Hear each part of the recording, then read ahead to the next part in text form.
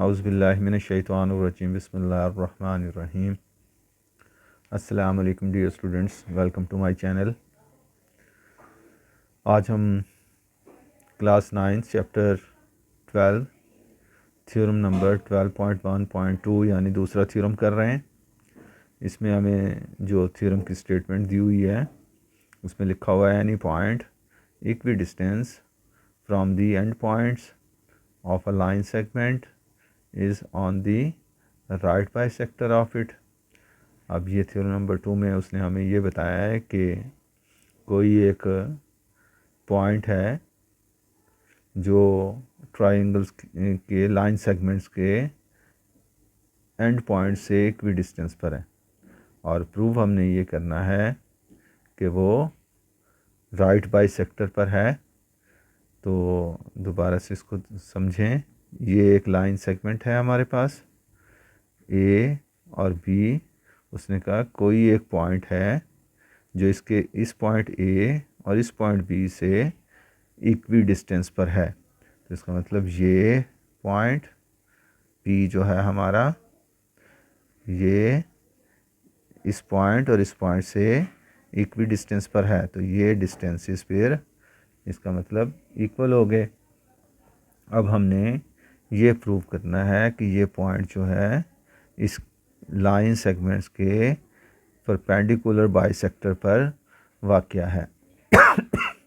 Sorry. तो अब हमें ये पता लग गया हुआ है कि ये ए बी एक लाइन सेगमेंट है हमारे पास और पॉइंट पी इन दोनों से इक्वी डिस्टेंस पर है। तो इस थ्योरम्स को शुरू करने के लिए जो हमें गिवन इन्फॉर्मेशन है यानी जो हमें दी हुई इन्फॉर्मेशन है उसके मुताबिक हम इसको पहले लिख लेते हैं। तो हमें गिवन इन्फॉर्मेशन में क्या दिया कि ये एक लाइन सेगमेंट है। तो हम लिखते हैं कि A B is a line segment.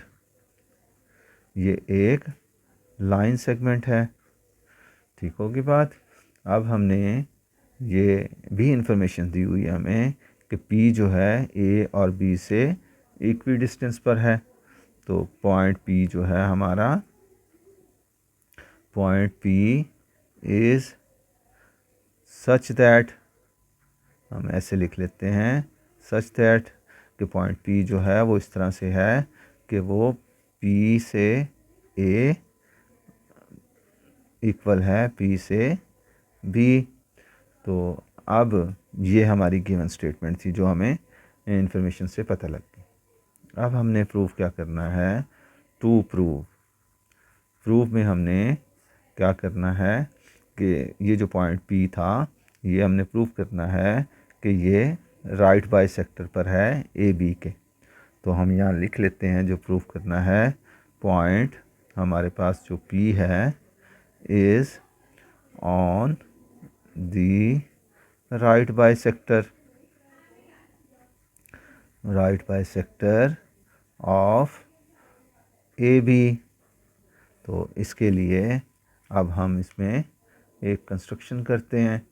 तो जो हम अपने पास से करते हैं उसको हम कंस्ट्रक्शन कहेंगे।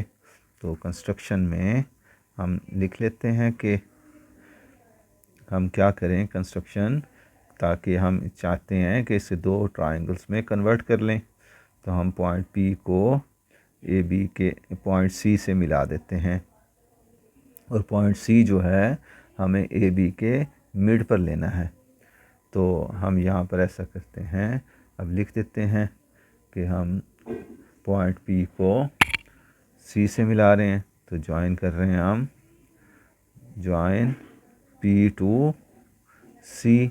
और सी क्या है, हमने क्या लिया अभी मैंने बताया आपको। सी जो है ए बी के मिड पॉइंट पर लेना है। तो C is midpoint, C is mid point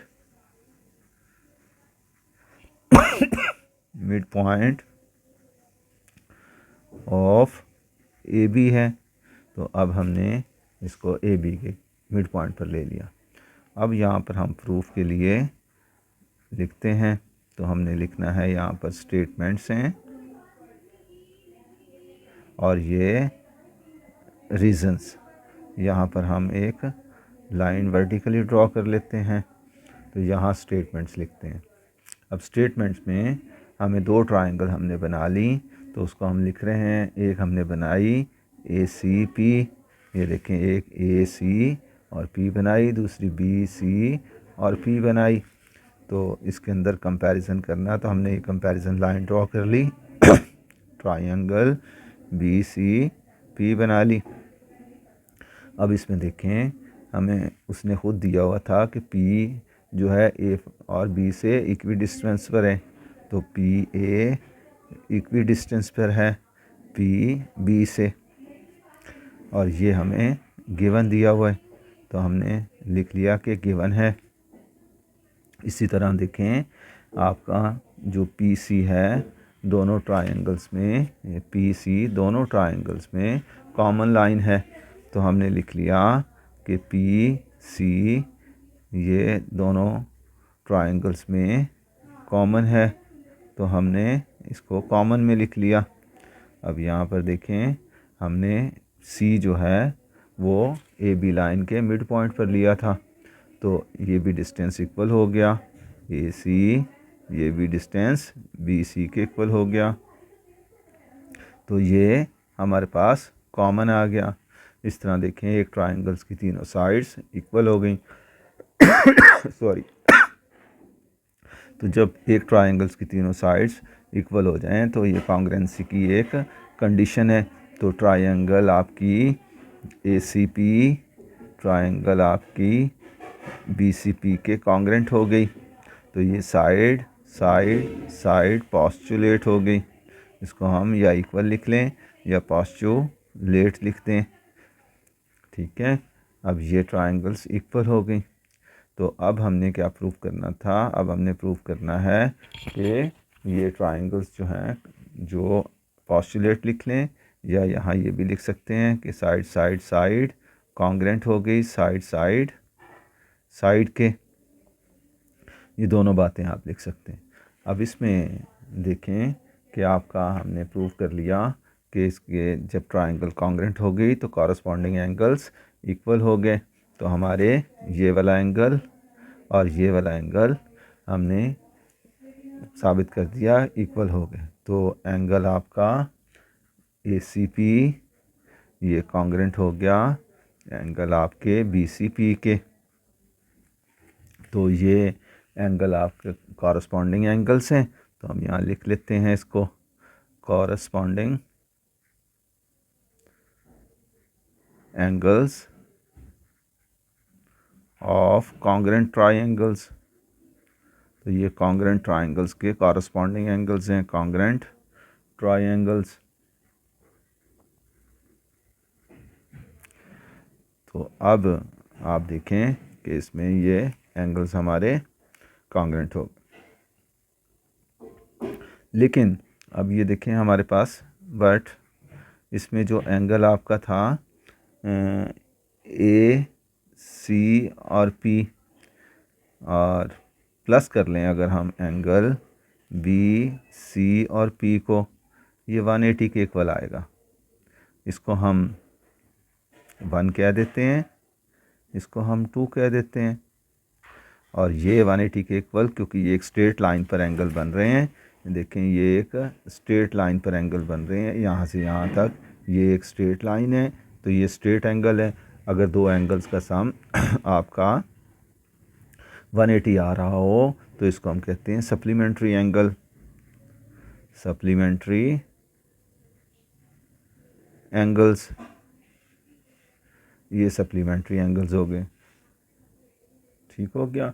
लेकिन हमें अब इससे ये पता चला कि दो एंगल्स का सम 180 आ गया और दोनों एंगल्स इक्वल हैं, तो इसका मतलब है कि दोनों एंगल्स बराबर हो गए। मेजर एंगल ACP इक्वल है मेजर एंगल BCP के, और वो 90 के इक्वल हैं, क्योंकि दोनों एंगल्स का सम 180 है, तो इसलिए दोनों का दोनों इक्वल होंगे, तो वो हर एक एंगल्स फिर 90 के इक्वल होगा।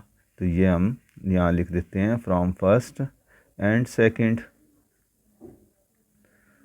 तो इससे हमने अब दो बातें सीख ली।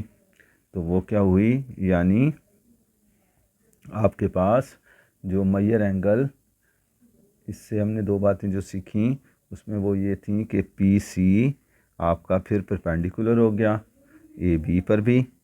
अब देखें पी सी आपका परपेंडिकुलर हो गया ए बी पर। और इसी तरह हमें ये भी पता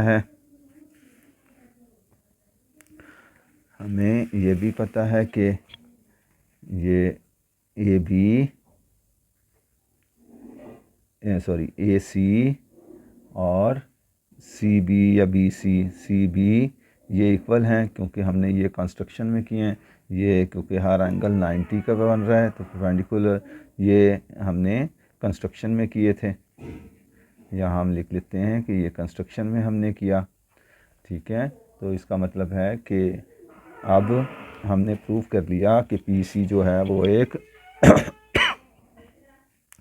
पी और सी जो है, देयरफॉर पी सी जो है इज़ आ राइट बाइसेक्टर है, राइट बाइसेक्टर है, ये राइट बाइसेक्टर है। ये हमने किससे पता किया, ये हमारे पास तीसरी और चौथी बात जो हमने प्रूव की वो ये थी कि ये 90 है, इसको हम थर्ड कह देते हैं, ये थर्ड हो गई और ये आपकी फोर्थ हो गई। तो थर्ड और फोर्थ से हमें ये पता लगा कि ये इसके मिड पॉइंट से गुजर रहा है और इसके साथ 90 का एंगल बना रहा है। तो इसका मतलब ये हमारे पास क्या हो गई बाइसेक्टर, ये राइट बाइसेक्टर पर पी सी राइट बाइसेक्टर हो गया। इसका मतलब है कि यानी पॉइंट जो था पॉइंट पी आपका अब इसी पर लाइन पर है ना, राइट बाइसेक्टर पर। तो पी देखें आ रहा है ना इस पर, तो therefore the point P is on the right bisector. यही हमने इसमें प्रूव करना था, तो ये हमने इसमें प्रूव कर लिया। तो मुझे उम्मीद है आपको बहुत किसका ये राइट बाइसेक्टर है, the point P is on the right bisector of line segment A B का। उम्मीद है आपको ये बहुत अच्छी तरह समझ आ गया होगा। और अगर कोई कन्फ्यूजन इसमें है तो देन आप मुझसे कमेंट्स में रब्ता कर सकते हैं, ठीक है। आपने अब मेरे चैनल को सब्सक्राइब करना है और लाइक करना है और दूसरे दोस्तों तक इसको शेयर करना है ताकि वो भी इससे मुस्तफ़ीद हो सकें। शुक्रिया आप लोगों का बहुत बहुत, थैंक यू वेरी मच। अल्लाह हाफिज़।